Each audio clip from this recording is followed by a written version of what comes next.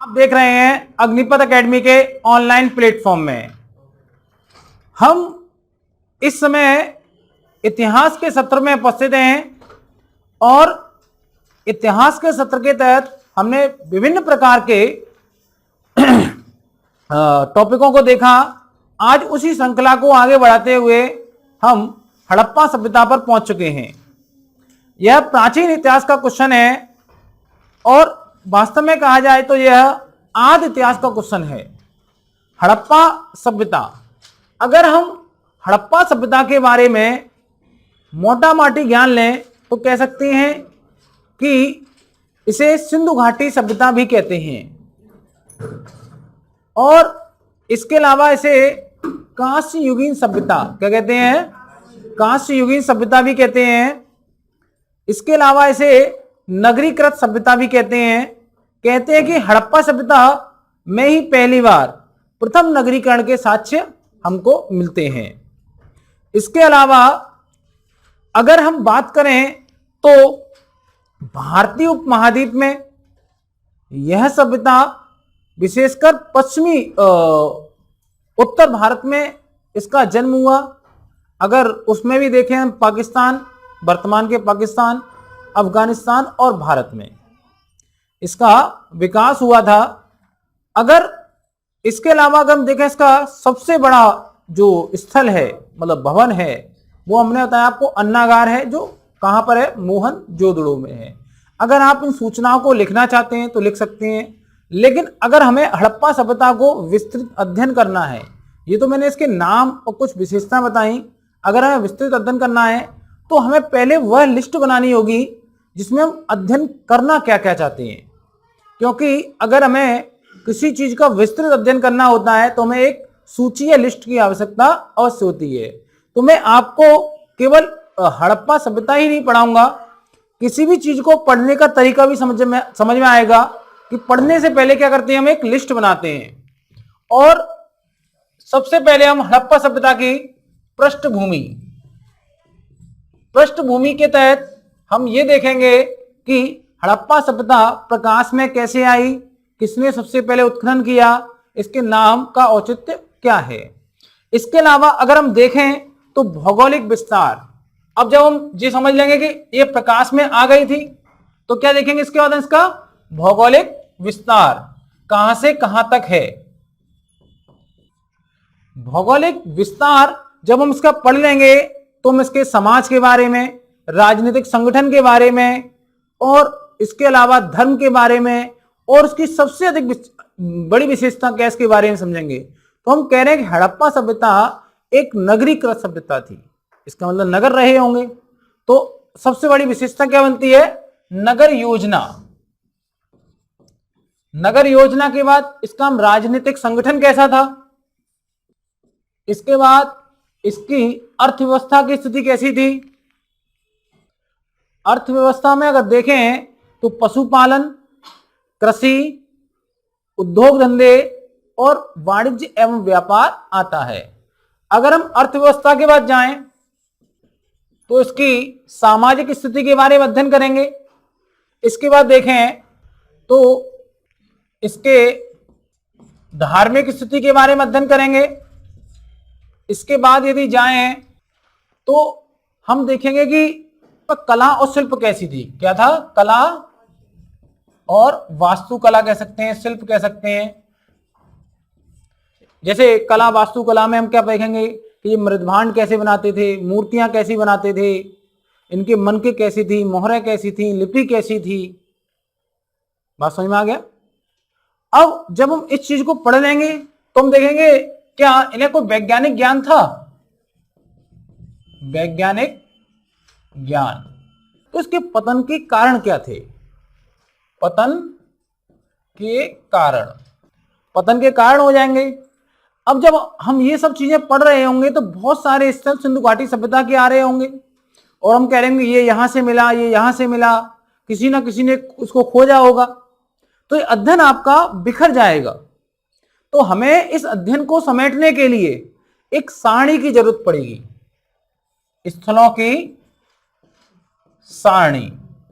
उस इस स्थलों की सारणी में किसने खोज की, कब खोज हुई, यहाँ से क्या क्या साक्ष्य मिले हैं, अन्य तथ्य क्या हैं, कौन सी नदी किनारे है, किस राज्य या किस प्रदेश में है या किस देश में है, ये सब हम इसमें एक सारणी के माध्यम से इसको समझ लेंगे। सारे स्थलों को नहीं, लगभग 12-13 स्थलों को इसमें अध्ययन करेंगे। और जब ये सब कर लेंगे आप लोग, तो उसके बाद हम क्या देखेंगे, कुछ अभ्यास प्रश्नों का भी अध्ययन करेंगे जो इससे संबंधित होंगे कि नगर योजना क्वेश्चन पूछा जा सकता है, किसी और पर क्वेश्चन पूछा जा सकता है, धर्म पर क्वेश्चन पूछा जा सकता है। तो इन सब का हम अध्ययन करेंगे। ठीक है। अब अगर हम पृष्ठभूमि की बात करें तो भारत में 20वीं सदी में अंग्रेजों का शासन था। हम उन्हें पाश्चात्य कहते हैं। पाश्चात्य लोग, मतलब यूरोप को हम पाश्चात्य के नाम से पहचानते हैं। तो 20वीं सदी के दूसरे दशक तक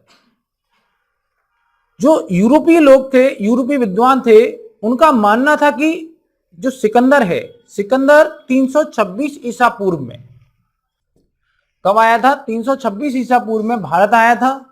तो उनका मानना था कि सिकंदर से पहले भारत में कोई सभ्यता नहीं थी, भारत का कोई इतिहास नहीं था। और इस कारण सिद्ध ये करना चाहते थे कि भारत से ज्यादा प्राचीन हम हैं, यूरोपीय हैं। लेकिन कहते हैं कि पढ़े लिखे को फारसी क्या, पढ़े लिखे को फारसी क्या। सही बात है कि नहीं। मतलब अगर पढ़ा लिखा है कोई, मतलब वैसा है, तो हमारे देश के लोग पढ़ भी रहे थे। लेकिन तीसरे दशक में ही यह मिथक टूट गया, हमने तोड़ दिया। मैंने अच्छा, हम इतने पुराने हैं कि तुम तो थे ही नहीं पृथ्वी पर भाई। और एक व्यक्ति हुए राखल दास बनर्जी। कौन हुए? राखल दास बनर्जी। उन्होंने हड़प्पा स्थल की खोज की। किसकी खोज की? हड़प्पा स्थल की खोज की। और पता चला कि ये जो स्थल मिला है ये लगभग 5000 ईसा पूर्व पुराना है। इसके बाद बैनर्जी साहब हुए। तो बैनर्जी साहब ने मोहनजोदड़ो की खोज की। एक्चुअली बैनर्जी साहब मोहनजोदड़ो पर हड़प्पा सभ्यता की खोज करने नहीं गए थे। वहां पर एक बौद्ध स्तूप मिला था। क्या मिला था? तो बौद्ध स्तूप की खुदाई कर रहे थे। उसकी खुदाई करते करते एक प्राचीन नगर निकल आया और वो इतना विशाल का, इतना संसाधन युक्त था कि आज के नगर जैसा। तो इस वजह से क्या हुआ कि हम जब हड़प्पा की खोज हो गई, मोहनजोदड़ो की खोज हो गई, इस प्रकार की सभ्यता सामने आई, तो भारत का इतिहास अब क्या हुआ, जो जितना ज्ञात था उससे बहुत प्राचीन हो गया। हम बात कर रहे थे 326 ईसा पूर्व की। अब 326 ईसा पूर्व और कहां 5000, कितना अंतर है। हम कितने पीछे चले गए कि भारत में उस समय 5000 ईसा पूर्व सभ्यता नहीं, एक अच्छी खासी सभ्यता, नगरीकृत सभ्यता मिली है। यहां सड़कें समकौड़ पर हैं, भवन बने हुए हैं। तो अब यूरोप वाले तो अभी कच्चा पहनना नहीं सीख पाए थे, हमने बड़े बड़े भवन बना लिए और तो हमें सिखा रहे हो।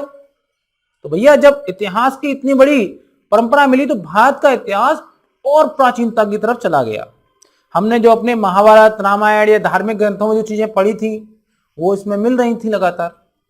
तो इससे क्या हुआ, इसकी प्राचीनता बढ़ती चली गई। अब ये सभ्यता मिली कैसे, हड़प्पा की खोज हुई कैसे, सारा खेल तो ये है। अगर हम 100 वर्ष पहले जाएं तो 100 वर्ष पहले अभी जो पंजाब है पाकिस्तान का, वहां पर एक हड़प्पा स्थल था। तो वहां जब तो भारत पाकिस्तान नहीं था, भारत ही था पूरा। तो वहां के जो आसपास के लोग हैं वो क्या कर रहे थे, ईंटें निकाल निकाल कर अपने मकान बना रहे थे। ईंटें निकाल निकाल कर मकान बना रहे थे। वैसे ही भारतीय लोग फ्री का मिले तो छोड़ते कहाँ हैं, यहां तो लगता नहीं इस क्लास में। तो उन्होंने निकाल कर ईंटें बनाना शुरू कर दी, मकान बनाने लगे। लेकिन उस समय ये नहीं पता था उन्हें कि जिस चीज की हम ईंटें निकाल रहे हैं वो 5000 साल पुरानी ईंटें हैं। तो कराची से लाहौर के बीच रेलवे लाइन बिछनी थी।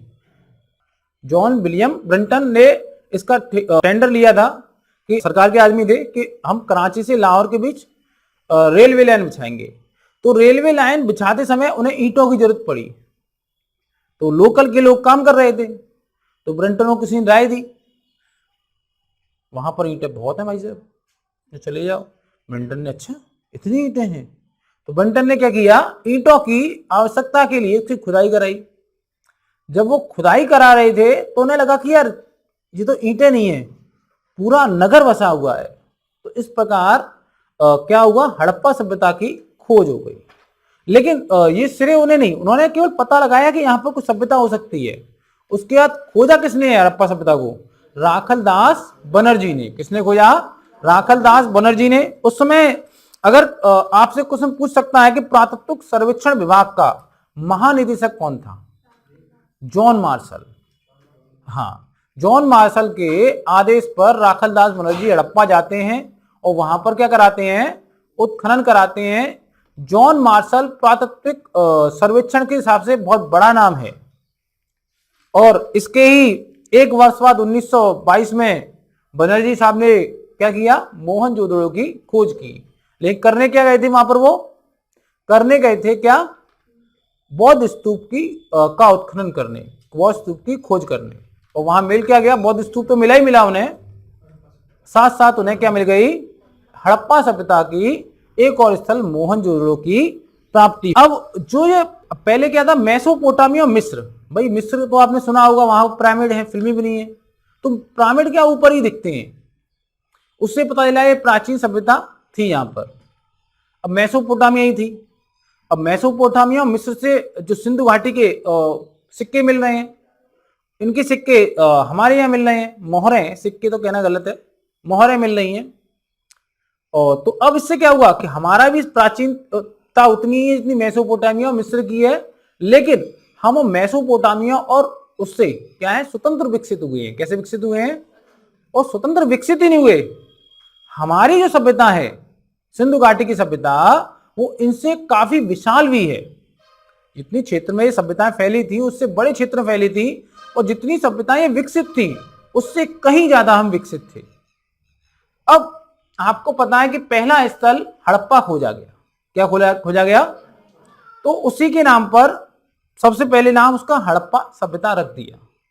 फिर देखा कि लगातार स्थल खुजे, हड़प्पा, मोहनजोदड़ो, चन्हूदड़ो, कोटदीजी, आमरी, ये सब स्थल खोजे गए, और ये सारे स्थल सिंधु नदी के आसपास मिल रहे हैं, इसलिए इसका नाम सिंधु घाटी सभ्यता रख दिया।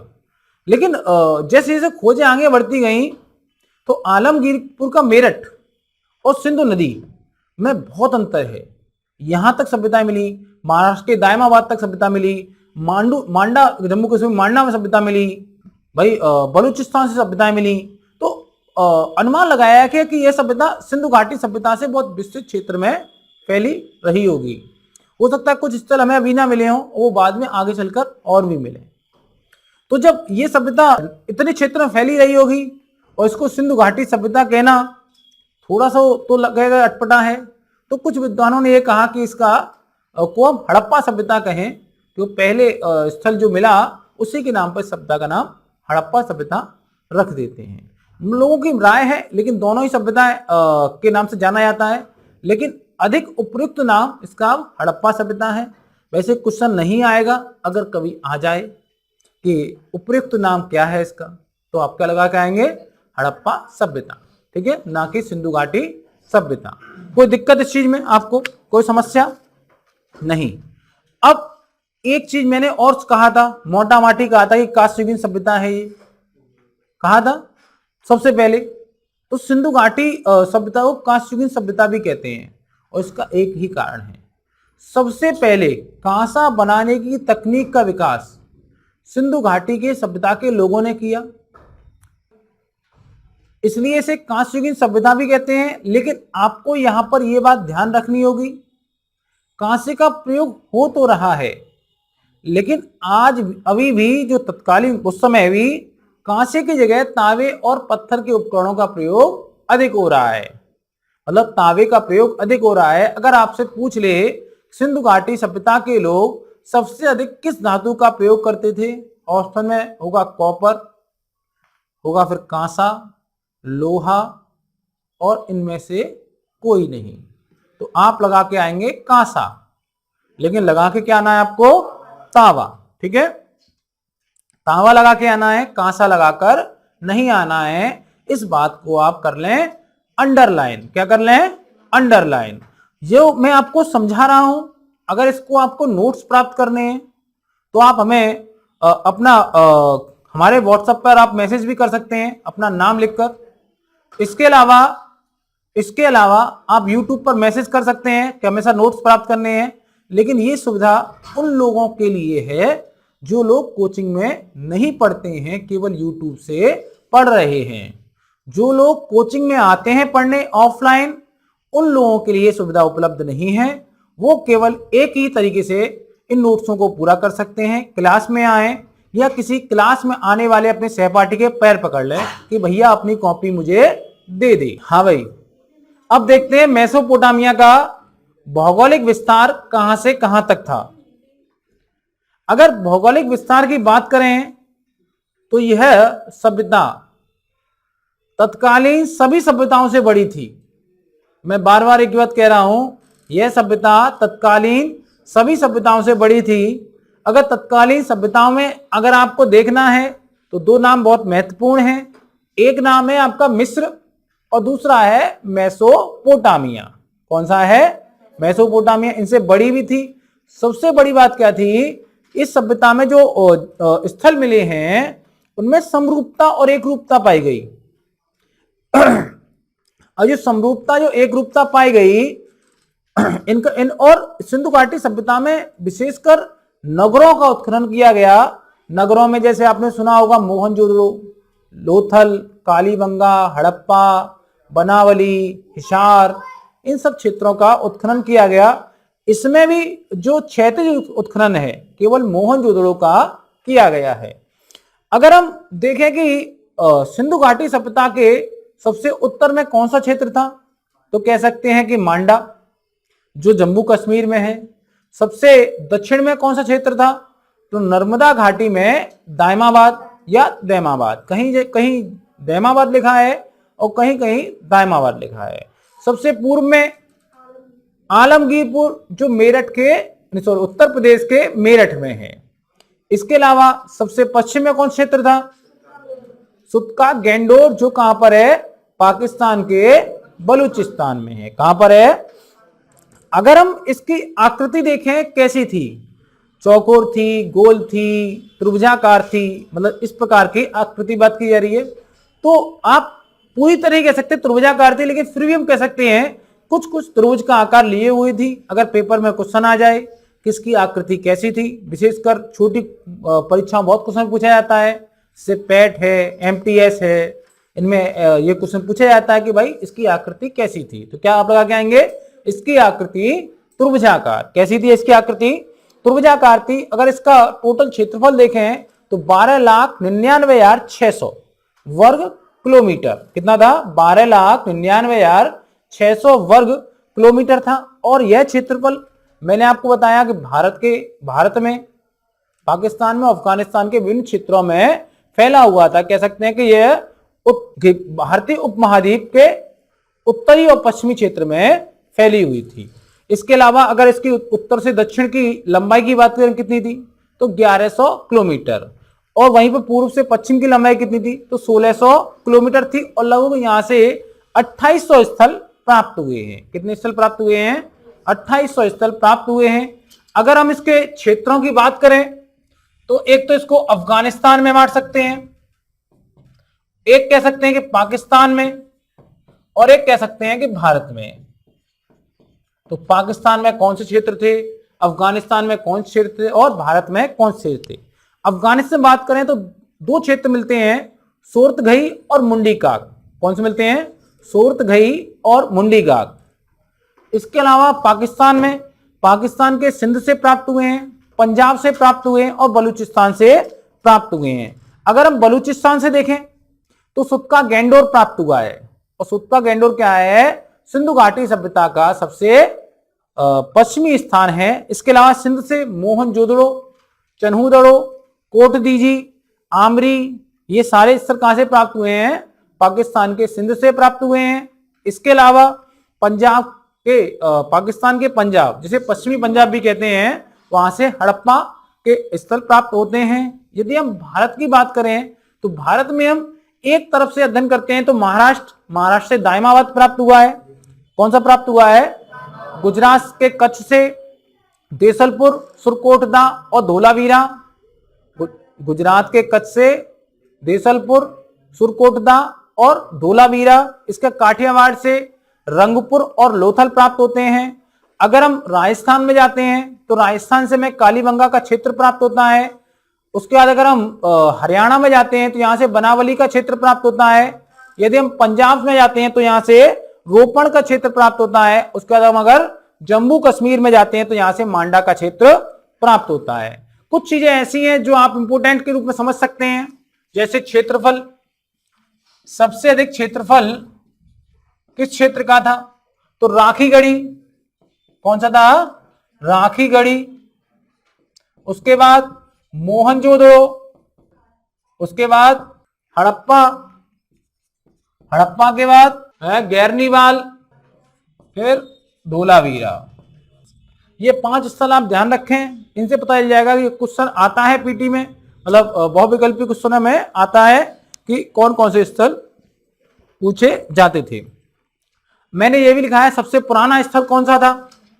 सबसे पुराना स्थल बिरहाना गांव। कहां पर है ये? हरियाणा के फतेहाबाद। इसके अलावा सबसे बड़ी इमारत कौन सी थी? तो मोहनजोदड़ो से मिली अन्नागार। कौन सी थी? मोहनजोदड़ो से मिली अन्नागार थी। इसका लघु हड़प्पा और लघु मोहनजोदड़ो किसे कहते थे?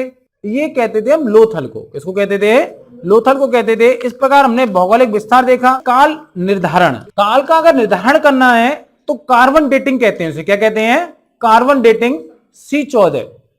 प्रत्येक जीवधारी में कार्बन 2 रूपों में पाया जाता है, एक C12 के रूप में और एक C14 के रूप में। कार्बन जो C12 के रूप में जीवधारियों में पाया जाता है उसमें एक समस्या है कि वो नष्ट नहीं होता, लेकिन C14 अपने समय के साथ नष्ट होने लगता है और इसकी आयु जो अर्ध आयु है वो लगभग 5200 वर्ष के करीब है। तो C14 के माध्यम से हमने हड़प्पा सभ्यता का काल निर्धारण किया और इसको हमने 3 भागों में, कितने भागों में बांटा? 3 भागों में बांटा। पहला बोला आरंभिक हड़प्पा काल, दूसरा बोला हमने हड़प्पा काल, तीसरा हमने बोला उत्तर हड़प्पा काल। तो आरंभिक हड़प्पा काल, हड़प्पा काल और उत्तर हड़प्पा काल।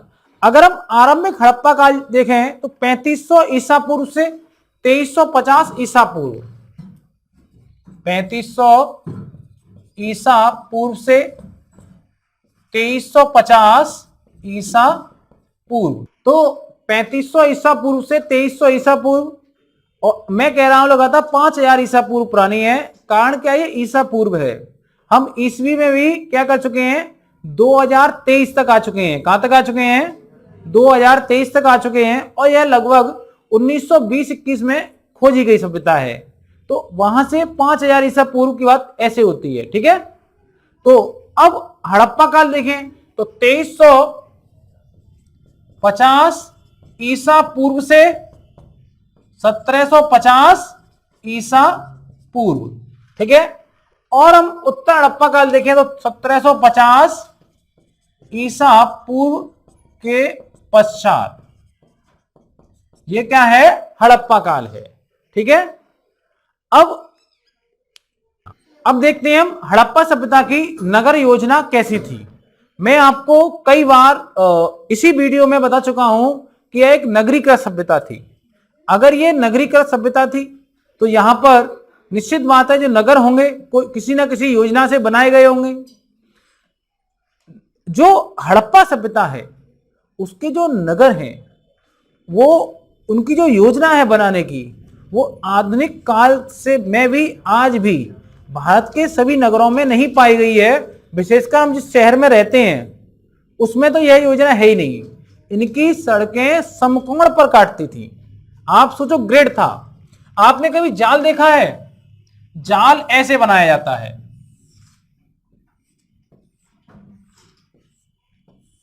और इनकी जो सड़कें थी इसी प्रकार थी, ग्रिड के रूप में, जाल के रूप में। कैसे थी? जाल के रूप में थी। अगर नगरों का भारत में पहली बार प्रादुर्भाव देखें तो कह सकते हैं कि हड़प्पा सभ्यता में ही नगरों का पहली बार प्रादुर्भाव हुआ। नगर होते क्या है? पहला क्वेश्चन तो बनता है कि नगर होते क्या है। नगर एक ऐसा जनसमूह होता है, नगर एक ऐसा जनसमूह होता है जहां पर अधिकांश जनता गैर कृषि कार्यों में, किसमें? गैर कृषि कार्यों में संलग्न होती है। समझ में आ गई बात? नहीं आ गई? इसके अलावा और जो नगरों में व्यवसायिक उत्पादन होता है उसके लिए कच्चा माल कहां से आता है? गांव से। तो गांव क्या होते हैं? अधिशेष की स्थिति में कृषि अधिशेष। कृषि अधिशेष का तात्पर्य है कि गांव में जो कृषि होती है वो उतना उत्पादन करते हैं कि अपनी जरूरतों को पूरा करने के बाद वो शहर में उस उत्पादन को भेज पाते हैं। यह ध्यान रखना, अगर कोई देश कृषि अधिशेष की स्थिति में नहीं है तो वहां नगरों का प्रादुर्भाव नहीं हो सकता है, क्योंकि नगरों में क्या होता है? गैर कृषि कार्य होते हैं, इसलिए खाद्यान्न के लिए वो गांव पर निर्भर रहते हैं। इसमें कोई दिक्कत आपको? मैंने आपको बताया कि अब इसकी नगर योजना के बारे में पता कैसे चला? तो नगरों की खुदाई की गई। नगरों की खुदाई में आपको पता, मुख्य मुख्य नगरों के तो नाम याद ही कर लो कम से कम। पहला मोहनजोदड़ो, बहुत अच्छा नगर। हड़प्पा, धोलावीरा, कालीबंगा, बनावली, समझ में आ गया? रोपण, इनके तो आप नाम रट लो। कौन कौन से राज्य में है ये नाम और यहां पर क्या क्या पाया गया है। धीमे धीमे आप पढ़ते जाएंगे तो यहां से क्या क्या मिला है इसके भी साक्ष्य मिलते जाएंगे। तो इनकी खुदाई की गई तो वहां से नगर भवन और नगर योजना के बारे में पता चलता है। क्षेत्र खुदाई मैंने बताया था केवल मोहनजोदड़ो से हुई है। अब सबसे महत्वपूर्ण विशेषता इसकी नगर योजना क्या है? समरूपता है। जैसी जैसी जैसी विशेषताएं मोहनजोदड़ो मिलती हैं वैसी ही विशेषताएं हड़प्पा में मिलती हैं। बात समझ में आ रही है नहीं आ रही है? कि जैसी विशेषताएं मोहनजोदड़ो में मिलती हैं वैसी विशेषताएं हड़प्पा मिलती हैं। वहां भी सड़क समकोण पर हैं, मकान जो मिलते हैं उनके दरवाजे मुख्य सड़क पर नहीं खुलते हैं। एकाध ऐसे हैं जो अपवाद हैं, नहीं तो अधिकतर ऐसे ही जगह मिलती हैं। तो समरूपता है। हाँ, क्या है? समरूपता है। और कैसे हैं? जाल की तरह विन्यासित। भाई जाल एक व्यवस्थित तरीके से है। आपने कभी जाल देखा होगा तो उसके धागे आगे पीछे नहीं होते। जैसे हमारे शहर की सड़कें हैं, एक सड़क ऐसे आई और ऐसे करके सांप की तरह लौट लौट के आ रही है। आपको बता दें आपका घर है बिल्कुल सड़क के पास, आपको आना ऐसे पड़ रहा है। क्यों? सांप की तरह घूमती है, ये लहरती हैं सड़कें हमारे यहाँ। वहां सांप की तरह नहीं लहरती थी सड़कें। अगर हम इसके नगर को देखें तो इसको दो भागों में बांट सकते हैं। कितने भागों में? दो भागों में बांट सकते हैं इसके नगर को।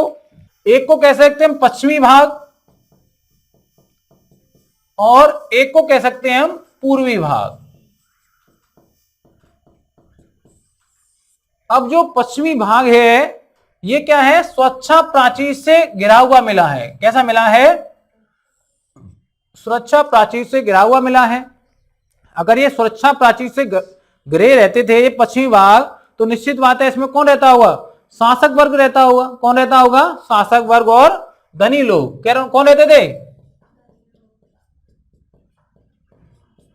और पूर्वी भाग में कौन रहता होगा? हम जैसे लोग, सामान्य।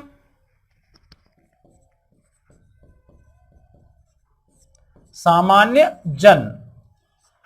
तो पूर्वी भाग में सामान्य जन रहते थे और पश्चिमी भाग में क्या रहते थे? पूर्वी भाग में सामान्य जन, पश्चिमी भाग शासक वर्ग रहता था। और ये क्या है? ये है सुरक्षा दीवार। अब अगर पश्चिमी भाग और पूर्वी भाग दोनों अलग अलग हैं तो क्या इससे सामाजिक विषमता नहीं पता चलती है कि सामाजिक विषमता थी वहां पर? अब यहां पर यह बात महत्वपूर्ण हो जाती है कि यह दो भागों में बटा हुआ था, क्या कोई ऐसा नगर मिला है जो ऐसी स्थिति में ना मिला हो? तो ऐसे अगर नगरों को देखें तो लोथल और सुरकोटदा, अपवाद क्या है इसके?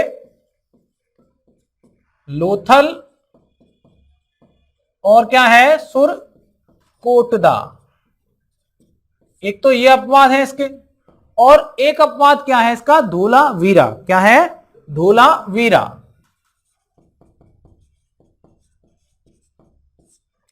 जो लोथल और सुरकोटदा है, इसमें क्या था? जो पश्चिमी और पूर्वी भाग था, दोनों क्या था? एक ही सुरक्षा प्राचीर से घिरे हुए थे।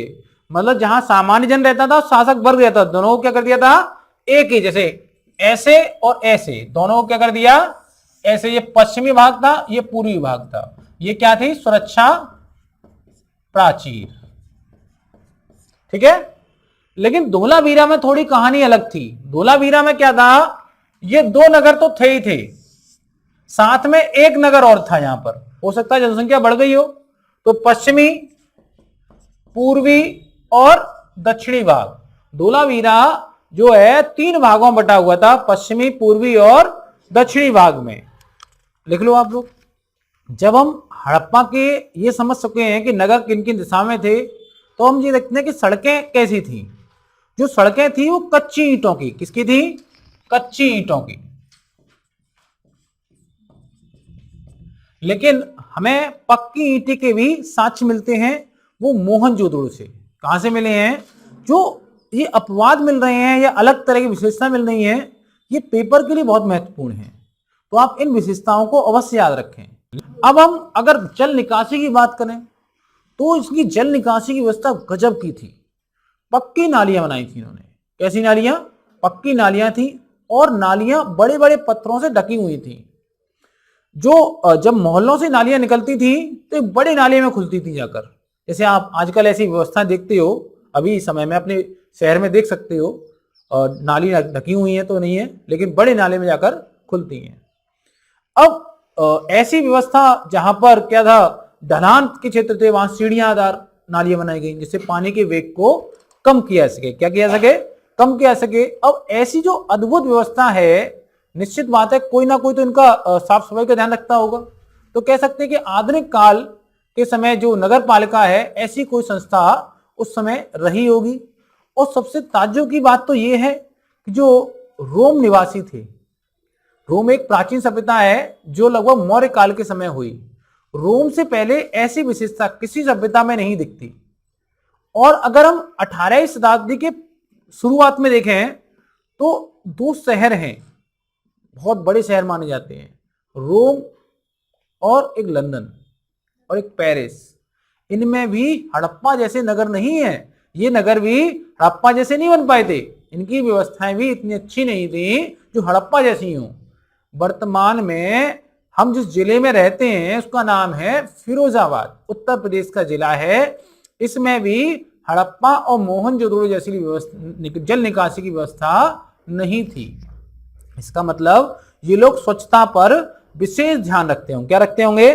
स्वच्छता पर विशेष ध्यान रखते होंगे, स्वास्थ्य के प्रति सचेत होंगे। इन्हें पता होगा कि अगर नालियां गंदी होंगी तो हम क्या कर सकते हैं? हम बीमार पड़ सकते हैं। क्या पड़ सकते हैं? बीमार पड़ सकते हैं। इसके अलावा अगर स्वच्छता के और मानक देखें इनके, तो स्वच्छता के मानकों में क्या था? इन्होंने प्रत्येक घर में कुआं और शौचालय बनाया था। हम तो अभी शौचालय की व्यवस्था प्राप्त कर पा रहे हैं मोदी जी के, हाँ तब था प्रत्येक घर में शौचालय। आप समझ रहे? प्रत्येक घर में शौचालय, प्रत्येक घर में कुआं। खुले में शौच मत करो, दरवाजा बंद करो। अरे अभी तो क्या हुआ कि मोदी जी ने, मोदी सरकार ने, कोई कहे कि बीजेपी का समर्थक तो नहीं है कोई, इसलिए बता रहा हूं, सरकार ने क्या किया? शौचालय बनवा दिए। उसके बाद एक अभियान चलाया, दरवाजा बंद अभियान। मतलब क्या था उसका? उसका मतलब था कि जो बनवाया है उसी में हल्के हों, बाहर खाद्य सामग्री ना बढ़ाएं। बात समझ में आ गया? उसके लिए एक ऐड बनाया कि आप जो बाहर करते हैं, सूखने के बाद वो आपके नाक, मुंह, खाने में जाता है, इसका लाभ जो कर रहे हैं वही खा रहे हैं। ऐसी व्यवस्थाएं बनाई गई और आजकल बच्चों के पेट में दर्द होना, पेट के कीड़े होना, ये कम हुए हैं। कारण इसका यही है कि खुले में शौच कम हुई है। बात समझ में आ गया? तो अब ऐसी व्यवस्थाएं थी उस समय। और इसके अलावा इन्होंने क्या किया था, घरों में गंदे कुएं और स्वच्छ जल के कुएं अलग अलग बनाए थे। एक गंदे पानी जिसमें कुएं में जाएगा, वो दोनों की दूरी भी काफी रखी थी, जिससे क्या हो, गंदा पानी साफ पानी में और साफ पानी गंदा पानी में ना मिल सके। इसके अलावा और भी क्या करते थे, विशाल स्नानागार मिला है आपको मोहनजोदड़ो से। अब विशाल स्नानागार मिला है तो निश्चित बात है यहां पर स्नान की क्या होगी, बहुत महत्ता होगी। जैसे आज के समय में हिंदू धर्म में स्नान की बहुत महत्ता है, गंगा स्नान करने जाते हैं लोग, क्योंकि स्नान की महत्ता है। इसका मतलब लोग स्वच्छता की तरफ ध्यान रखते हैं। क्या रखते हैं, 2 डुबकी मारकर स्वच्छता प्राप्त नहीं होती, उसके लिए आपको 15 से 20 मिनट साबुन लगाकर नहाना पड़ता है और उसको फिर मलना भी पड़ता है। यदि आप ऐसा नहीं कर पाते हैं तो आप स्वच्छ नहीं, केवल ढोंगी हैं। क्या है आप, ढोंगी। जो लोग गंगा जी में नाक बंद करके तो डुबकी मार लेते हैं वो स्वच्छ नहीं माने जाएंगे। अब अगर हम देखें मकान, इनके मकान कैसे थे, तो इनके जो मकान थे पक्की ईंटों के, किसके बनाए गए थे, पक्की ईंटों के मकान बनाए गए थे। और कुछ मकान 1 मंजिल मिले हैं और कुछ मकान 2 मंजिल मिले हैं। दूसरी मंजिल के अवशेष तो नहीं मिले हैं, लेकिन सीढ़ियां मिली हैं। अगर सीढ़ियां मिली हैं तो निश्चित बात है कि दूसरी मंजिल रही होगी। इनके जो मकान के फर्श थे वो कच्चे थे, लेकिन जो सीढ़ियां हैं वो पक्की ईंटों की बनाते थे। क्या बनाते थे, पक्की ईंटों की सीढ़ियां बनाते थे। और जो ये लोग हैं, पक्की ईंटों के मकान मिले हैं। क्या अब पूछ सकते हैं कि साहब कोई अपवाद है, तो कालीबंगा, यहां से कच्ची ईंटों के मकान क्या मिलते हैं, यहां से कच्ची ईंटों के मकान मिलते हैं। इसके अलावा मकान में ये उपयोगिता पर बहुत ध्यान देते थे। मतलब इनकी जो ईंटें हैं वो सादा हैं, कढ़ाई बढ़ाई ज्यादा नहीं करते थे। किसकी ध्यान, क्या था, उपयोगिता पर ध्यान, उपयोगिता पर विशेष ध्यान देते थे। अब इसका मतलब यह है, क्या कहीं से ऐसी ईंटें मिली हैं जिन पर अलंकृत ईंटें हो, जिन पर कोई डिजाइन बनी हो, कोई फूल पत्ती बनी हो, उसे कहते हैं अलंकृत ईंट मिलते हैं। तो हाँ भैया, इतनी बड़ी सभ्यता थी, कुछ ना कुछ तो अपवाद रहा होगा। लोथल जो कहां पर है, गुजरात में है, वहां से अलंकृत ईंटों के भी साक्ष्य मिलते हैं। ठीक है, अब हमने जब ये देख लिया तो अब देखते हैं हम जल संरक्षण। भाई हड़प्पा सभ्यता की विशेष जो विशेषता है वो जल संरक्षण की थी। ये लोग क्या करते थे, पानी को, वर्षा के पानी को स्टोर कर लेते थे। और ये विशेषकर उन क्षेत्रों में पाया गया जहां पर क्या था, वर्षा का जो पानी है, वर्षा है वो कम होती थी और जो भूमिगत जल है वो उपयोग के लायक नहीं है। अगर ऐसे क्षेत्र देखें तो गुजरात का कच्छ, क्या है, गुजरात का कच्छ समुद्री किनारा है, वहां पर जो पानी मिलता है वो क्या है, उपयोग के लायक नहीं है। तो उन्होंने क्या किया था, बड़े बड़े जलाशय बनाए। क्या बनाए, बड़े बड़े जलाशय बनाए और उन जलाशयों में क्या करते थे, पानी को स्टोर कर लेते थे। ये विशेषता केवल उस समय के लिए नहीं, ये विशेषता आज के लिए भी प्रासंगिक है। यदि हम वर्षा के जल का संचयन कर सकें, सरकारें ऐसी योजनाएं बनाएं जिससे वर्षा के जल का संचयन हो, तो भारत में आज जो सूखा पड़ने की समस्या है, बहुत से क्षेत्र सूखे रह जाते हैं, उन सूखे क्षेत्रों को हम क्या कर सकते हैं, हरा भरा बना सकते हैं और लोगों के जनजीवन को आसान बना सकते हैं। जो इस जल संरक्षण की विशेषता है ये आज भी प्रासंगिक है, हमें इनसे प्रेरणा लेने की आवश्यकता है। अब हम देखेंगे राजनीतिक संगठन। अब यदि हम हड़प्पा सभ्यता के राजनीतिक संगठन के बारे में देखें तो हमें कोई लिखित साक्ष्य तो नहीं मिला है। अब जब लिखित साक्ष्य नहीं मिला है तो हमें इनके राजनीतिक संगठन के बारे में बहुत ज्यादा जानकारी नहीं है। बहुत ज्यादा कंफर्म होकर यह कह नहीं सकते कि ऐसा था या ऐसा नहीं था, लेकिन फिर भी हम ये तो देख सकते हैं कि इतनी बड़ी जो नगर मिले हैं और इतनी बड़ी सभ्यता मिली है, ये कोई ना कोई शासन तो रहा होगा। और जो भी शासन रहा हो कैसा होगा, केंद्रीकृत शासन व्यवस्था कैसी रही होगी, तो हम कह सकते हैं कि जो सिंधु घाटी सभ्यता है उसमें केंद्रीकृत शासन व्यवस्था थी। अब जो सिंधु घाटी सभ्यता के लोग हैं वो युद्ध प्रेमी नहीं है, वो व्यापार प्रेमी है। तो इससे एक अनुमान लगाया गया इनका जो शासन चलाते थे लोग वो क्या होते हैं, व्यापारी वणिक वर्ग थे। तो क्या था, व्यापारी और वणिक वर्ग के हाथ में इनकी शासन व्यवस्था थी। ठीक है, अब हम देखते हैं आर्थिक जीवन। अब यदि हम हड़प्पा सभ्यता के आर्थिक जीवन के बारे में अध्ययन करें तो हमें अध्ययन करना होगा 4 चीजों का, कृषि का, पशुपालन का, उद्योग धंधाओं का, व्यापार वाणिज्य का। अगर हम कृषि के बारे में देखें तो सबसे पहले क्वेश्चन बनता है कि इनका मुख्य उद्यम क्या था। तो इनका जो मुख्य उद्यम था वो कृषि था। कैसा था, मुख्य उद्यम क्या था, कृषि था। तो कह सकते हैं मुख्य उद्यम था। यहां पर संगठित कृषि कैसी पाई गई है,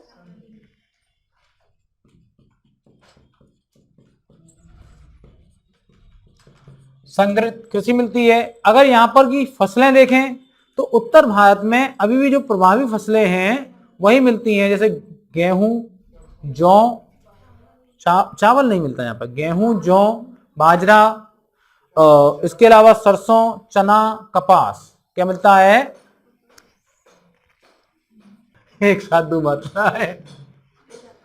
गेहूं, जौ, सरसों, चना, कपास, इनकी खेती के मतलब कुल मिलाकर यहां से 9 फसलें मिली हैं। क्या कितनी मिली है, 9 फसलें मिली है। कभी कभी दिमाग ऐसा इतना गड़बड़ हो जाता है कि एक मात्रा ऊपर लगा दी गाप पर, एक मात्रा नीचे लगा दी गाप पर, और हूं बेचारा देख रहा है कि मुझे क्यों डांट रहे हो, मुझे भी तो कुछ मिलना चाहिए। ये वही हो गया मुस्लिम पर्सनल लॉ ऐसा साहब, एक को 3 एक को 1 भी नहीं। तो गेहूं, जौ, सरसों, चना, कपास कुल मिलाकर 9 फसलें मिली हैं। लेकिन यहां पर जो धान या चावल के साक्ष्य नहीं मिलते हैं। लेकिन धान प्रचलित नहीं था, लेकिन हमें धान की जो खेती है लोथल और रंगपुर से कुछ भूसी के साक्ष्य मिले हैं। किससे मिले हैं, लोथल और रंगपुर से, लोथल और रंगपुर से भूसी के साक्ष्य मिले हैं। अगर हम कपास की बात करें तो कह सकते हैं कि कपास पहली बार सिंधु घाटी सभ्यता में उगाया गया होगा, क्योंकि मेसोपोटामिया के लोग कपास को सिंधु कहते थे और यूनानी लोग इसे सिंडन कहते थे। क्या कहते थे, सिंडन। और सिंधु का ही एक अगर रूपांतर देखें यूनानी भाषा में तो सिंडन किया जा सकता है। तो सिंधु नदी जो है हो सकता है उसका पहले ना सिंधु का मतलब कपास होता हो। क्या होता हो, पहले कपास होता हो। अब इसके अलावा क्या हमें और कोई कृषि के प्रमाण मिलते हैं, तो हम कह सकते हैं कि हमें जुता हुआ खेत मिला है। क्या मिला है, जुता हुआ खेत। कहां से मिला है, कालीबंगा से जुता हुआ खेत के साक्ष्य मिले हैं। इसके अलावा बनावली से एक हल्का खिलौना मिलता है। क्या मिलता है, हल्का खिलौना मिलता है। इसके अलावा ये जो कृषि थी ये अधिशेष से युक्त थी। किससे थी, अधिशेष, उल्टा क्यों हो रहा है, अधिशेष से युक्त थी यह कृषि। और यह कृषि अधिशेष से युक्त थी, इसके प्रमाण क्या हो सकते हैं। देखो मैंने आपको सबसे पहले यही बताया था कि अगर नगरों का उद्भव होगा तो नगरों का उद्भव एक ही तरीके से हो सकता है। और कब, जब गांव जो है वो अतिरिक्त उत्पादन को नगरों में भेज सकें। इसका मतलब निश्चित बात है कि अतिरिक्त उत्पादन होता रहा होगा। अगर अतिरिक्त उत्पादन होता होगा तभी तो नगरों का प्रादुर्भाव हुआ होगा। इसके अलावा हमें एक अन्नागार मिला है। क्या मिला है, अन्नागार। ये हमें अन्नागार हड़प्पा से ही मिलते हैं, मोहनजोदड़ो से मिलते हैं। लेकिन मोहनजोदड़ो का जो अन्नागार है वो सबसे विशाल अन्नागार है। ये जो अन्नागार है ये नदियों के किनारे बनाए गए। इनके जो द्वार थे नदियों के किनारे थे, तो नदियों से माल नाव से माल आता और कहां जाता, वो सीधे अन्नागार में रख दिया जाता। बात समझ में आ गई। तो अन्नागार मिले हैं। तो इस प्रकार हमने देखा कि कृषि एक अच्छी अवस्था में थी। इसके अलावा अब हम देखते हैं कि जो पशुपालन है, जो सिंधु घाटी सभ्यता के लोग थे कृषि के साथ साथ पशुपालन तो करेंगे, ये तो निश्चित बात है। जहां कृषि अर्थव्यवस्था है वहां पर पशुओं को पाला ही पाला जाएगा। कारण क्या है? कृषि में ऐसे बहुत सारे शेष पदार्थ बचते हैं जिनका सेवन पशुओं द्वारा किया जाता है और इस प्रकार पशुओं को बिना आर्थिक जोखिम उठाए या आर्थिक खर्च किए पशुओं का पालन करके उनसे फायदा ले सकते हैं। तो अगर कहीं पर कृषि होती है तो वहां पशुपालन अवश्य होगा। ये बकरी, भेड़, गाय, बैल, सुअर पालते थे। बकरी, भेड़, गैल, हिरन भी रहा होगा लेकिन इनको कभी पाला नहीं गया है। पालतू पशुओं की अब इनकी जानकारी कैसे मिलती है कि ये पशुओं को पालते थे? तो मृत भांडों पर कुत्ते का चित्र मिल जाएगा, कभी घोड़े का, सॉरी घोड़े का नहीं, बैल का चित्र मिलेगा। इसके अलावा वहां से जो जीवाश्म प्राप्त हुए हैं, मोहरों पर जो चित्र प्राप्त हुए हैं, इनसे क्या पता चलता है कि ये पशुओं को पालते थे। अब अगर देखें कि ये पशुओं को पालते थे, उनमें कोई ना कोई पशु तो ऐसा होगा जो सबसे महत्वपूर्ण होगा। जैसे आज गाय माता बन गई हैं। क्या बन गई हैं? माता बन गई हैं। गाय माता की पूजा सबसे अधिक होती है।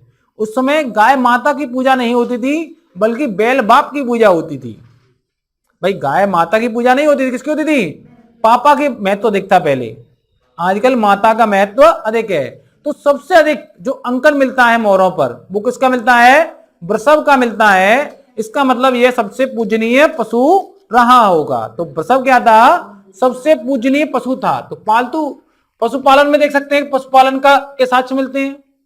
कहां से मिले हैं? मोहरों पर, मृदभांड, मृदभांड पर, इसके अलावा जीवाश्म, इनसे क्या मिले? हमें साक्ष्य मिले हैं सबसे। अगर साक्ष्यों में देखें तो पालतू पशुओं में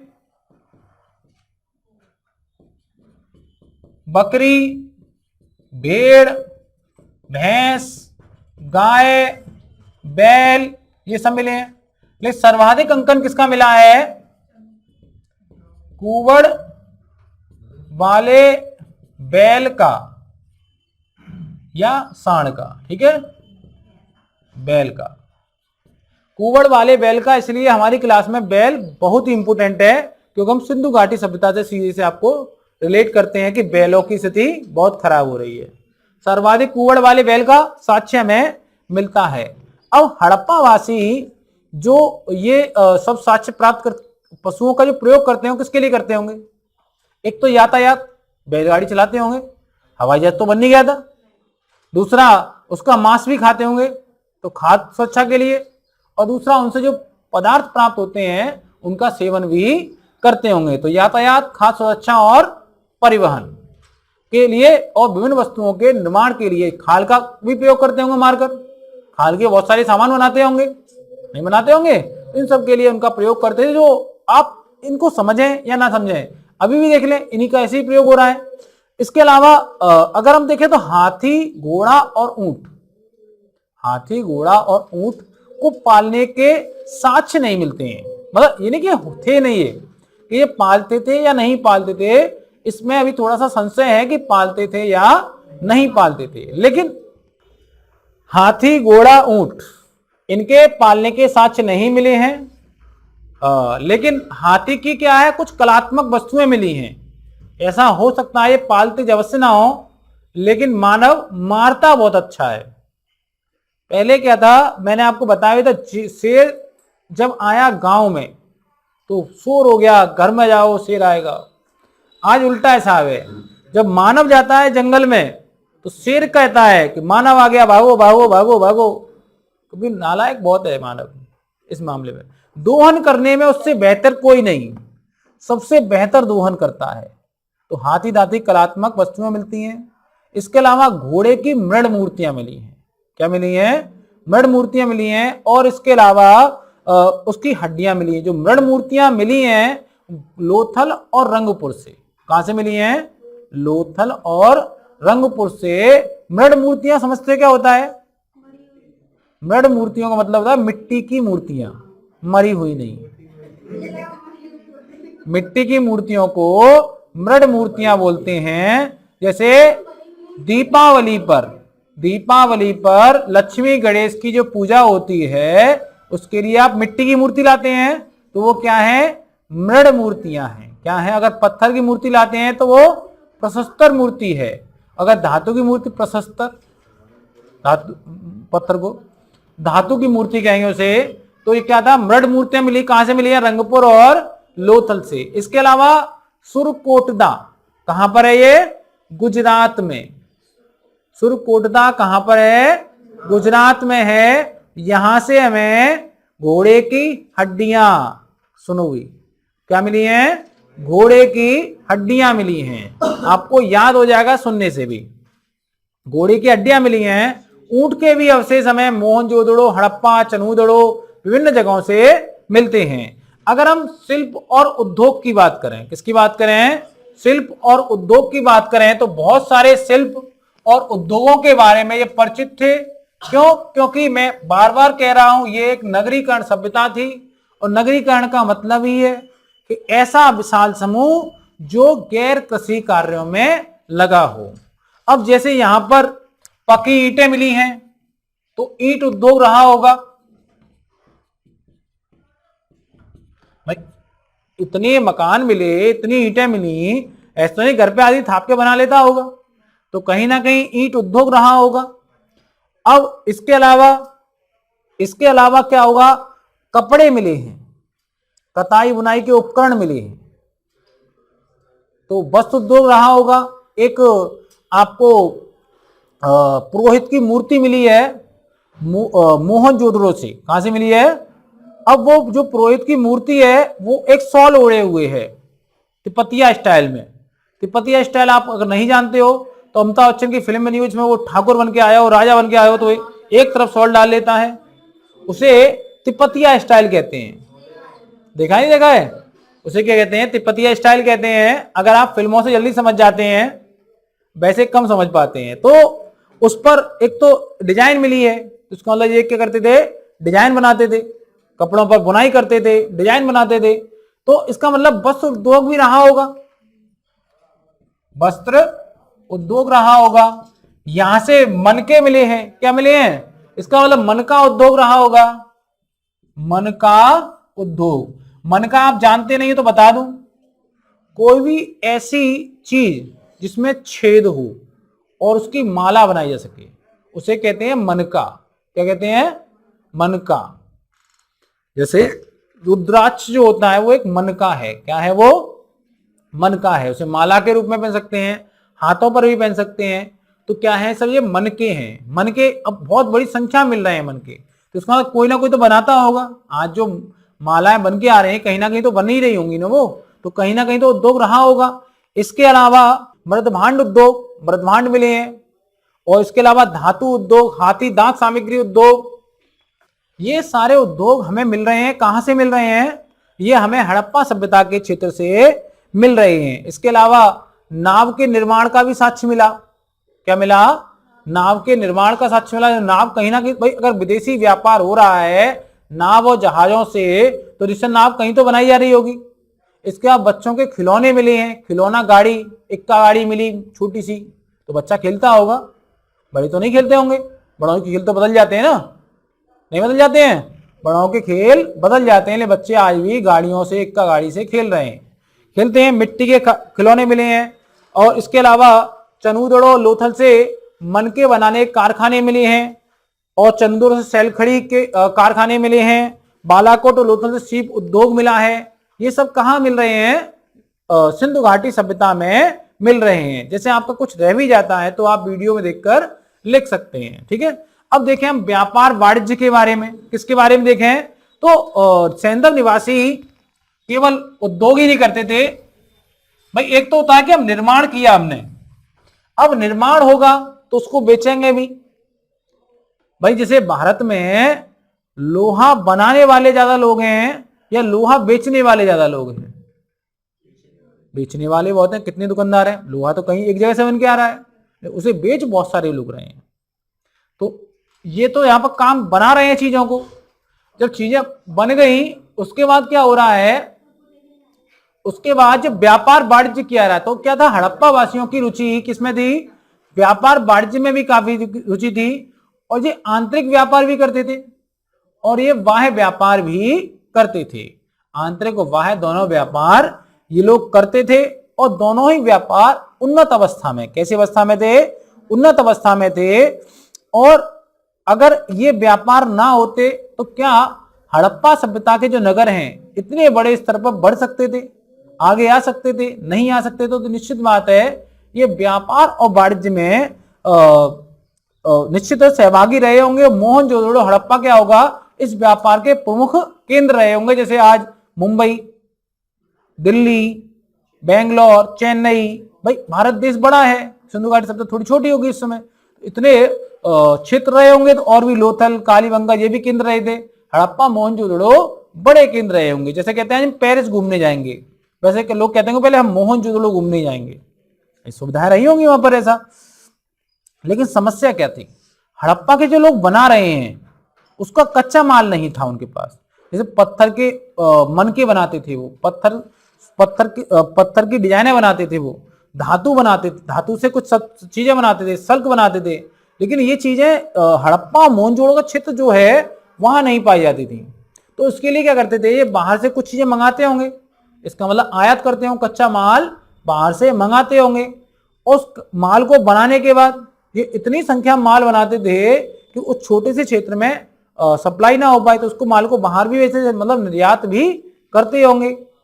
तो इससे क्या होता है कि अब जब आयात निर्यात लगातार होगा तो क्या होगा? खपत में बढ़ोतरी आएगी और व्यापार वाणिज्य व्यापारी संबंधों का प्रगाढ़ हो लेंगे। क्या लगेंगे भाई? जब विदेशी व्यापार हमारे देश में होने लगता है, हम निर्यात करने लगे विदेशों को चीजें, तो व्यापार हमारा कैसा होता है? तेजी से बढ़ने लगता है, हमारे देश के लोगों की स्थितियां सुधरने लगती हैं। तो ऐसा ही क्या था? व्यापारिक संबंध थे। अगर हम निर्यात में देखें तो निर्यात के क्या क्या सामान थे? हाथी दांत की सामग्री बेचते थे ये लोग, लकड़ी के सामान बना के बेचते थे, बहुमूल्य पत्थरों के सामान बना के बेचते थे, मालाएं बना के बेचते थे। मंगाते क्या थे? कच्चा माल। कच्चा माल में धातु मंगा ली, पत्थर मंगा लिए बिना तराशे हुए, उनका आयात किया, उन्हें तराशा और तराश कर बेच दिए। 100 रुपए में खरीदा था पत्थर और उसको 10,000 में बेच रहे हैं फिर वो। समझ में आ गया? व्यापार का यही सिद्धांत है। इंग्लैंड ने पूरे विश्व पर शासन कर लिया, केवल किस कारण? केवल इस कारण कि व्यापार में वो बहुत प्रगाढ़ थे, मजबूत थे, और व्यापार के माध्यम से उन्होंने सत्ता भी प्राप्त कर ली थी। अब इसके अलावा इनके व्यापारिक संबंध कहां कहां से थे? तो मध्य एशिया, मेसोपोटामिया, मिस्र, ईरान, बहरीन से इनके क्या थे? मिस्र, बहरीन से इनके व्यापारिक संबंध थे। अगर इसके प्रमाण देखने हैं तो लोथल से हमें एक फारस की मोहर प्राप्त हुई है। अगर लोथल से फारस की मोहर प्राप्त हो रही है तो कोई ना कोई तो उस मोहर को लेके आया होगा।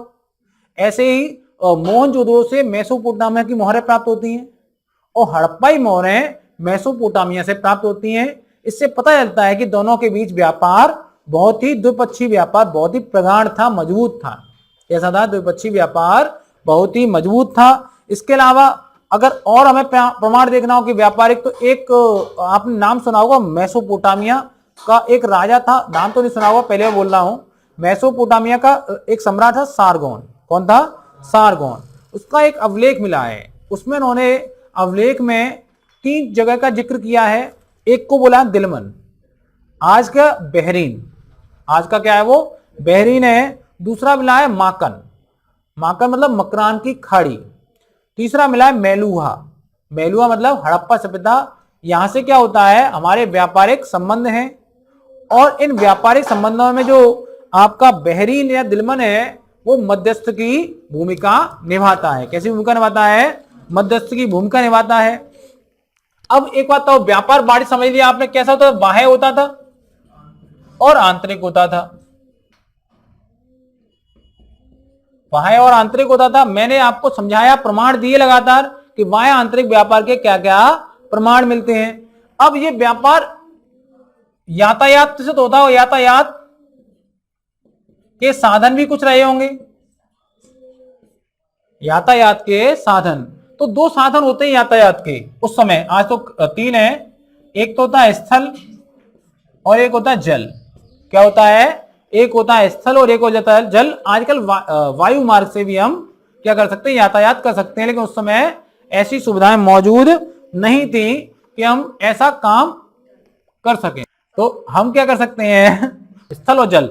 अब स्थल के मामले में तो आप ये मान सकते हो कि रेलगाड़ी चलती होगी, छुक छुक छुक छुक छुक छुक, है? अरे भाई 5000 साल पहले की बात कर रहे हैं तो बैलगाड़ी चलती होगी। क्या चलती होगी? बैलगाड़ी। और जल में क्या होगा? नाव चलती होंगे, कुछ बड़ी नावें होंगी। जहाज कहाँ गया होगा? जहाज से। तो वहां व्यापार था वो समुद्री मार्ग से होता था, और जो आंतरिक व्यापार था वो स्थल मार्ग से होता था। इसका कोई खास ऐसा है नहीं। अगर हम देखें तो कुछ साक्ष्य मिले हैं, जैसे लोथल। लोथल से क्या मिला है हमें? गोदीवाड़ा मिला है। लोथल से क्या मिला है? गोदीवाड़ा। गोदीवाड़ा बंदरगाह को कहते हैं। इसके अलावा हमें हड़प्पा से तांबे की इक्का गाड़ी क्या मिलती है? तांबे की इक्का गाड़ी। तांबे की इक्का गाड़ी मिलती है हड़प्पा से। इसके अलावा अब आप एक बार सोचो, अगर व्यापार होता होगा तो मापतौल भी होती होगी। भाई बिना मापतौल के तो हम व्यापार कर नहीं सकते, तो मापतौल के साधन भी होंगे। और जो मापतौल के साधन होंगे वो साधन कैसे होंगे? क्या अलग अलग होंगे, एक रूप होंगे? भाई अब इतना बड़ा व्यापार हो रहा तो एक रूप प्रणाली चाहिए। भाई मेसोपोटामिया में जिस तराजू से तोला जा रहा है उसी तराजू से यहां तोलाना चाहिए। भाई एक ही भार तो होना चाहिए। सामान पता क्या चलेगा इसकी रेट क्या है? रेट के लिए समान भार होना चाहिए। तो मापतौल में क्या थी? एक रूपता। क्या थी? एक रूपता थी। अब कुछ प्रमाण भी मिले हैं। मोहनजोदड़ो से क्या मिला है? एक तराजू मिली है। क्या मिली है? मोहनजोदड़ो से एक तराजू मिली है। लोथल से हाथी दांत का स्केल मिला है। मोहनजोदड़ो से क्या मिला है? तराजू। और लोथल से क्या मिला है? हाथी दांत का स्केल मिला है। अब अगर व्यापार वाणिज्य अगर होता होगा तो कोई ना कोई प्रणाली मौजूद होगी जिसके माध्यम से विनिमय होता होगा। ऐसा तो है नहीं आप कुछ मेरे पास सामान बना के लाए, माला बना के लाए, और आपने मुझे दी और मुझसे हाथ जोड़े चल दिए। भाई केवल आशीर्वाद से काम नहीं चलेगा ना, कि आप आए, आपने मुझे माला दी, मैंने खुश रहो, आप चले गए। एक आध बाबा हो सकता है, लेकिन समाज में क्या होता है, हम कुछ देते हैं तो कुछ लेते हैं। समझ में आ गया? कुछ के बदले कुछ का सिद्धांत लागू होता है, उसे कहते हैं विनिमय प्रणाली। तो वर्तमान में क्या है, जो विनिमय प्रणाली मौजूद है वो गांधी जी जो छपे हैं रुपया देने पर हमें वस्तु मिलती है। लेकिन उस समय रुपया या सिक्का या मुद्रा नहीं चलती थी। उसमें वस्तु विनिमय प्रणाली थी कि आप हमें 1 किलो चना दे दो, हम आपको 10 किलो गेहूं दे देंगे या आटा दे देंगे। समझ में आ गई बात? ऐसी वस्तु विनिमय प्रणाली थी, ना कि सिक्का चलते थे। जो मोहरें, अब मैं लगातार कह रहा हूं मोहरें मिली हैं, मोहरें तो मिली हैं, लेकिन उन मोहरों का जो प्रयोग है वो मुद्राओं के रूप में ना करके, जैसे आपने एक बोरा बनाया, बोरे में अपना सामान रखा, उस पर एक लगा दी अपनी मोहर, ये हमारे यहाँ का है। इस माध्यम में उनका प्रयोग होता था कि ना कि मुद्राओं के रूप में। किसके रूप में नहीं होता था? मुद्राओं के रूप में नहीं होता था। क्योंकि प्राचीन काल में सबसे पहले धातुओं की कह सकते हैं कीमत बढ़ी, धातुओं की कीमत लगाई गई और धातुओं के जो सिक्के बनाए गए उसके माध्यम से हुआ। लेकिन यहाँ जो सिक्के मिल रहे हैं वो सैल खड़ी के मिल रहे हैं, मिट्टी के मिल रहे हैं, तांबे कुछ सिक्के मिल पाए हैं केवल। तो अब सैल खड़ी जानते हो अब क्या होता है? सैल खड़ी होता है चूना पत्थर। क्या होता है? चूना पत्थर को सैल खड़ी कहते हैं हिंदी में। और व्यापार वाणिज्य होगा तो नगरीकरण तो होगा ही होगा। अब हम देखेंगे हड़प्पावासी कैसे जीवन जीते थे, उनका सामाजिक जीवन कैसा था, उनका समाज कैसा था, उनके यहाँ कौन कौन सी प्रजातियां पाई जाती थी, इसके अलावा विषमता थी या नहीं थी, वो फैशन करना जानते थे या नहीं थे, मतलब वो पाउट बना पाते थे या नहीं बना पाते थे, डुग्गर जैसा मुंह, या फिर भोजन क्या खाते थे, वो भोजन क्या खाते थे, वो भोजन के अलावा मनोरंजन करते थे नहीं करते थे, नृत्य करते नहीं करते थे। आजकल मनोरंजन और नृत्य का बड़ा साधन है, शॉर्ट्स बन गए हैं, वो लोग भी शॉर्ट्स देखते थे या नहीं देखते थे।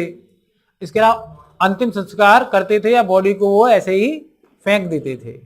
ये सब हम देखेंगे। अगर हम देखें इससे, अगर इन सब के बारे में प्राप्त करना तो हमें वहां से प्राप्त अवशेषों के आधार पर उस काल की सामाजिक जीवन के बारे में अनुमान लगा सकते हैं। और अगर हम अवशेष में देखें तो सबसे बड़ी संख्या में नारी मूर्तियां मिली हैं। क्या मिली हैं? नारी मृण मूर्तियां। और अगर नारी मृण मूर्तियां मिली हैं तो इसका मतलब क्या है? नारी इसका मतलब है सीधा सा कि ये मात्र सत्तात्मक समाज रहा होगा। कैसा समाज रहा होगा? ये मात्र सत्तात्मक समाज रहा होगा, निश्चित बात है। इसके अलावा अगर मात्र सत्तात्मक समाज होगा तो परिवार समाज का मुख्य आधार होगा ही होगा। आज जो आपका समाज पितृ सत्तात्मक है, वो पहले क्या था? मात्र सत्तात्मक समाज से इसकी शुरुआत होती है और फिर क्या हुआ? धीमे धीमे ये समाज पितृ सत्तात्मक हो गया, पुरुषों का प्रभाव हो गया। अगर हम समाज के देखें तो यहां पर वर्ण विभाजन नहीं मिलता, वर्ण विभाजन नहीं, जातियां या वर्ण नहीं पाए जाते हैं, लेकिन वर्ग विभाजन तो हर समाज में होगा ही होगा। क्या होगा? वर्ग विभाजन। वर्ग विभाजन का मतलब क्या है कि योद्धा अलग रहते होंगे, व्यापारी होंगे, कुछ योद्धा होंगे, कुछ व्यापारी होंगे, कुछ मजदूर होंगे, इतने काम हो रहे थे अलग, कुछ कैसे होंगे? पुरोहित होंगे, होंगे नहीं होंगे? यही सब जो क्या वर्ग विभाजन था, बाद में वर्ण विभाजन बन गया और वर्ण विभाजन से यही क्या बन गया? जाति बन गई। क्या बन गई? जाति बन गई। क्या बन गई? जाति। 4 वर्ण थे, उनसे कितनी जातियां बन गई? इसका मतलब सब एक दूसरे से कहीं ना कहीं निकले हुए हैं। अब अगर हम भवनों को देखें, मकान देखें, मकान कैसे मिले हैं? एक तो शासक वर्ग के अच्छे मकान मिले हैं और एक तो विषमता निश्चित होगी। मकानों के आधार पर हम कह सकते हैं कि विषमता यहां पर पाई जाती थी। इसके अलावा अगर प्रजातियां देखें तो हड़प्पा सभ्यता से विभिन्न प्रजातियां मिली हैं। एक मिली है भूमध्य सागरीय प्रजाति। कौन सी मिली है? भूमध्य सागरीय प्रजाति। एक मिली है प्रोटो ऑस्ट्रेलॉइड प्रजाति, एक मिली है मंगोलाइड प्रजाति और एक मिली है अल्पाइन प्रजाति। कौन कौन सी प्रजातियां मिली हैं? भूमध्य सागरीय प्रजाति, प्रोटो ऑस्ट्रेलॉइड प्रजाति, मंगोलाइड प्रजाति और अल्पाइन प्रजाति। लेकिन अगर इसमें सबसे अधिक देखें तो किसके कंकाल मिलते हैं? तो कह सकते हैं कि भूमध्य सागरीय प्रजाति के सबसे अधिक कंकाल यहां पर पाए गए हैं। तो कह सकते हैं भूमध्य सागरीय प्रजाति के सबसे अधिक प्रजाति के लोग यहां पर रहते थे। अगर हम फैशन की बात करें तो जैसे वर्तमान समय में आप लोग फैशन के प्रति जागरूक हैं, ये लोग भी उसी प्रकार जागरूक थे। आप लोग भी जिस प्रकार पाउच बनाकर, जीभ निकालकर, कैमरे को पकड़कर, बहुत सारे तरीके, मैंने अभी कुछ नए तरीके सीखे हैं, ऐसे आप फोटो खींचते हैं, ये लोग भी फोटो तो नहीं खींचते होंगे लेकिन क्या करते होंगे? फैशन करते थे। एक तो यहां से मूर्ति मिली है और वो त्रिभंग अवस्था में है। त्रिभंग अवस्था में आजकल जो हीरोइनें होती ना, ऐसे करके यूं करके एक पैर निकाल के ऐसे खड़ी होती हैं, उसी में है। तो जो आजकल की जो महिलाएं खड़ी होती हैं हीरोइनें, एक टांग बाहर निकाल के और त्रिभंग एक हाथ यूं रख के और ऐसे कर खड़ी होती नहीं, कैसे होती हैं? थोड़ा सा मैं कर नहीं पा रहा हूं, खड़ा होता नहीं हूं एक्चुअली। तो वैसी एक मूर्ति हड़प्पा काल से मिली है। तो कह सकते हैं कि जो महिलाएं इस प्रकार खड़ी होती हैं वो प्राचीन काल से ही खड़ी होती आ रही हैं। बात समझ में आ गया? तो ये फैशन के प्रति जागरूक थे, इस बात में कोई संशय नहीं है। स्त्री और पुरुष दोनों ही आभूषण धारण करते थे। पुरुष भी कुंडल पहनते होंगे, बड़े बाल रखते होंगे। और आज जो स्त्रियां करती हैं केश विन्यास, उस समय भी केश विन्यास स्त्रियां करती थी और तरह तरह के केसों को बनाकर अपने को सुंदर दिखाने का प्रयास करती थी। क्या करती थी? सुंदर दिखाने का प्रयास करती थी। अब क्यों सुंदर दिखना चाहती हैं? ये तो महिलाओं से पूछो। शौक है, हमें दूसरे तारीफ करें, इसलिए होता है। सही बात तो यह है कि हर सुंदर बनने के पीछे विपरीत लिंग को आकर्षित करना होता है। ये आपको नहीं लगता, लेकिन ऐसा सभी जानवरों में पाया जाता है। और उसी जानवरों से क्या हुआ? मानव में आया। अब मानव में इतना हो गया है कि वो अपने एटीट्यूड के लिए फैशन करती है। मेरी भतीजी कहती है, छोटी सी है 10 साल की, मैं इतनी सुंदर हूं कि सब मुझसे जलते हैं। हाँ, क्या है डायलॉग? नहीं, वो ये कहते हैं कि मैं इतनी सुंदर हूं कि सब मुझसे जलते हैं, और ऐसे करके फिर बाल झटकती है ऐसे करके। मैं गुड, ठीक है भाई। तो अब फैशन करते होंगे तो अपनी सूरत को भी देखते होंगे ये लोग कि सूरत हाल कैसा है, कहाँ कहाँ मसा है, कहाँ कहाँ कैसी लग रही हूँ, इंगुर बिंदी मेरा कैसा लग रहा है, लिपस्टिक कैसी लग रही है। तो इसके लिए क्या है, दर्पण मिला है तांबे का, क्या मिला है। और बालों को काटते होंगे तो हाथी दांत की कंघी क्या मिली है, हाथी दांत की कंघी मिली है। और इसके अलावा जो आजकल महिलाएं एम्बुलेंस बनी घूमती हैं, वो अभी नहीं घूमती है एम्बुलेंस बनी, ये हड़प्पा काल से ही घूमती थी।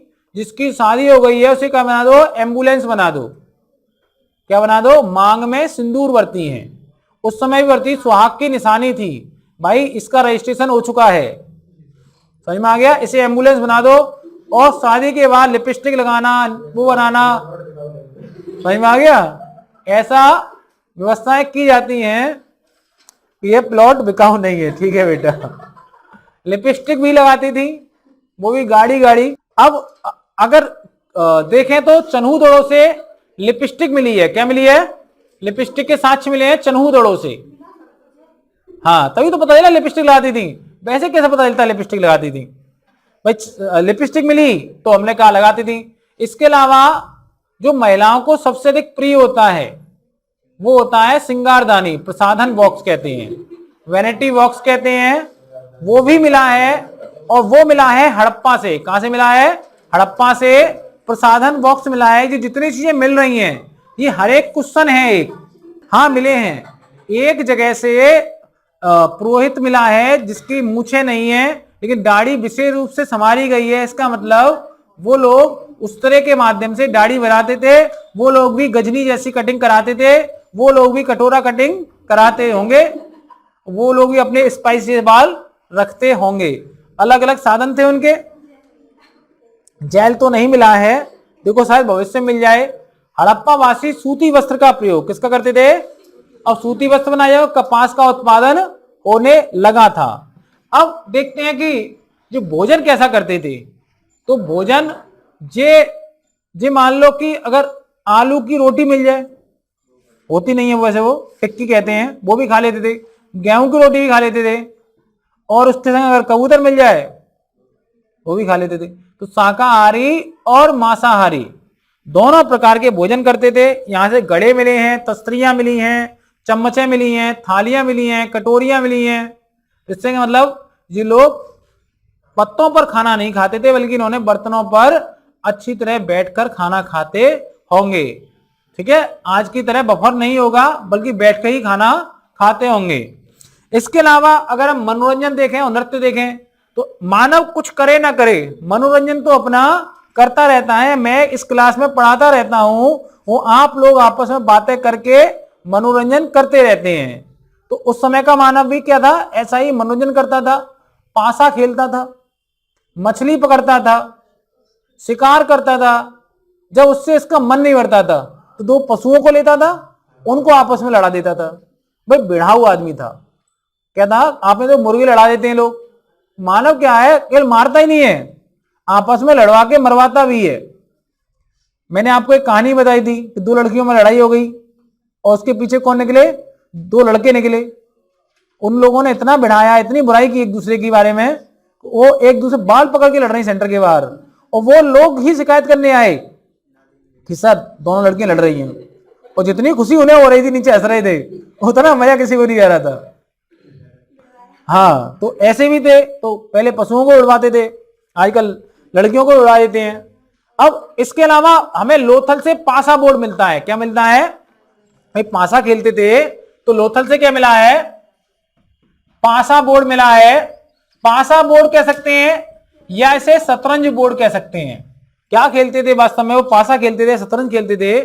इसके अलावा कच्छ की खाड़ी धोलावीरा से हमें दो स्टेडियम मिले हैं, समझ में आ गया। इसका मतलब ये बड़े बड़े गेम भी खेलते हैं, फुटबॉल क्रिकेट ऐसे कुछ गेम भी रहे होंगे पहले, वो भी खेला करते हो। ये ना हो कुछ और रहे हो, लेकिन रहे तो होंगे ही होंगे। कि मोहनजोदड़ो से एक नर्तकी की मूर्ति मिली है, इसका मतलब ये डांस करना जानती थी, वो त्रिभंगी अवस्था मिलती है एकदम डांस करते हुए, समझ में आ गया। इसके अलावा खिलौना गाड़ियां मिली हैं, तो बच्चे भी खेलते थे, केवल बड़े बूढ़े ही नहीं खेलते थे।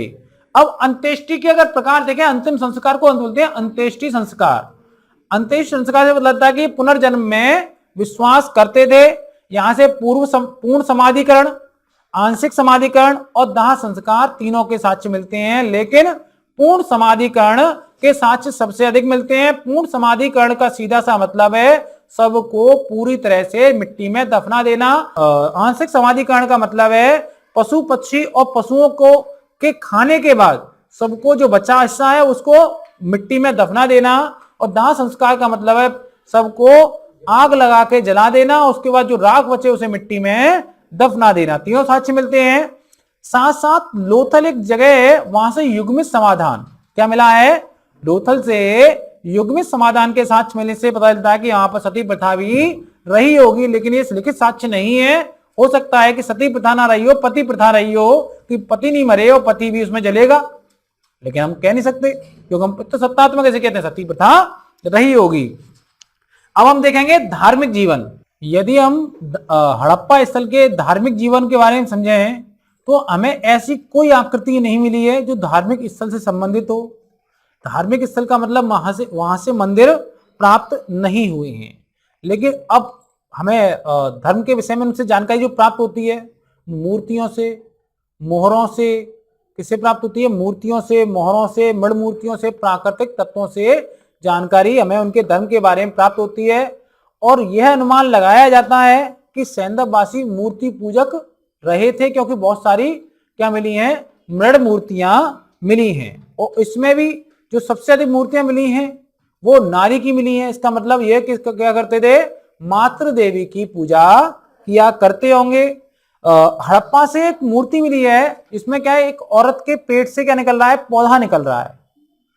तो इसे हो सकता है ये जो मिट्टी है, जो जमीन है हमारी, उसे उर्वरता की देवी मानते हो, जमीन को माँ का दर्जा देते हो। जो हम कहते हैं भूमि हमारी माँ है, कहते हैं जमीन हमारी माँ है, तो ये माँ आज नहीं बनी थी, ये 5000 साल पहले बन चुकी थी। हम उसी के वंशज हैं, चले आ रहे हैं लगातार, उसी को माँ मान रहे हैं, तो ऐसा हो सकता है।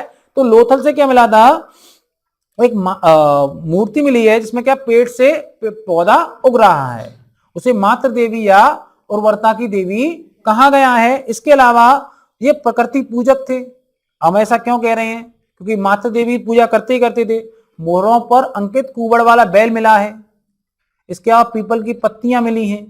क्या मिली हैं, पीपल की पत्तियां मिली हैं, इनका अंकन मिलता है। इसके पशु पूजा कर, भाई अगर कुबड़ वाला बैल मिलता है तो पशु पूजा करते होंगे। अगर पीपल की पत्तियां मिलती हैं तो पीपल तो आज भी पूजनी है, तो क्या करते होंगे, पेड़ पूजा, वृक्ष पूजा करते होंगे, का अनुमान लगा सकते हैं। जो पशुओं में सबसे अधिक अंकन किसका मिलता है, कुबड़ वाले बैल का मिलता है। किसका मिलता है, कुबड़ वाले बैल का अंकन मिलता है। इसके अलावा मातृ देवी के अलावा मोहनजोदड़ो से एक मोहर पर जो सैल खड़ी की, किसकी बनी है, सैल खड़ी मतलब चूना पत्थर, चूना पत्थर की एक मोहर मिली है, उस पर एक योगी का चित्र अंकित है।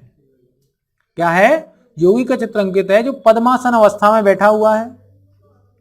कैसे बैठा हुआ है, पद्मासन अवस्था में बैठा हुआ है। इसके 3 सिर हैं और 3 सिरों के ऊपर क्या है, मुकुट पहने हुए सींगों वाला।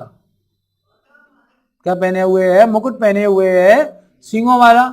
इसके दाईं ओर कौन कौन से जानवर हैं, हाथी और व्याघ्र, और बाईं ओर हाथी और गैंडा और भैंसा है, और इसके बीच में क्या है, हिरन बैठा हुआ है। 2 हिरन बैठे हैं। तो अब जो आकृति मिली है योगी की, इसकी तुलना पशुपतिनाथ से की गई है। किससे की गई है, या रुद्र देवता भी कहा गया है।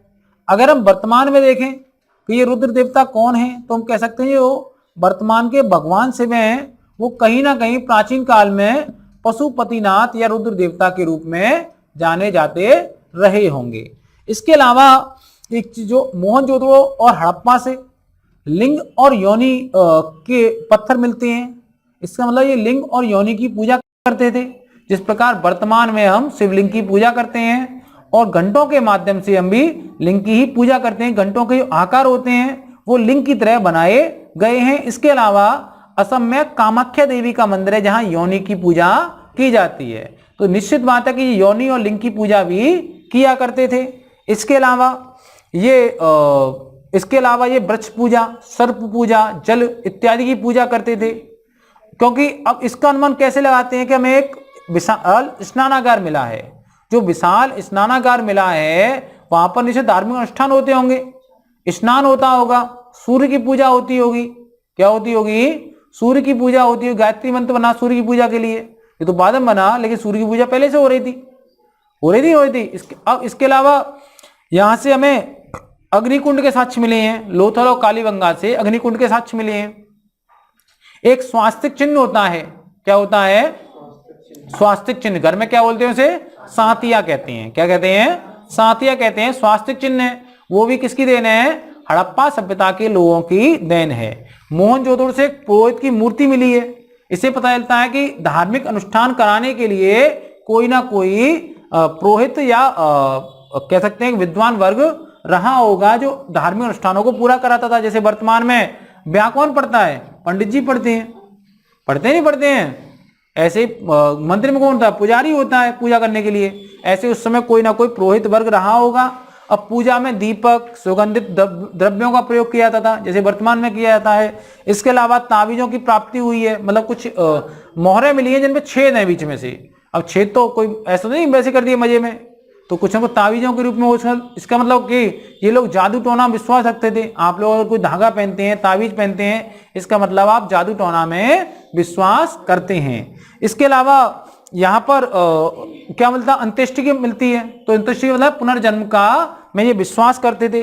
अब जो ये सब मिल रहा है, अब आप देख रहे होंगे ये हड़प्पा वासी जो धार्मिक अनुष्ठान कर रहे हैं सब क्या है? हिंदू धर्म से मिलते जुलते हैं। किसे हैं?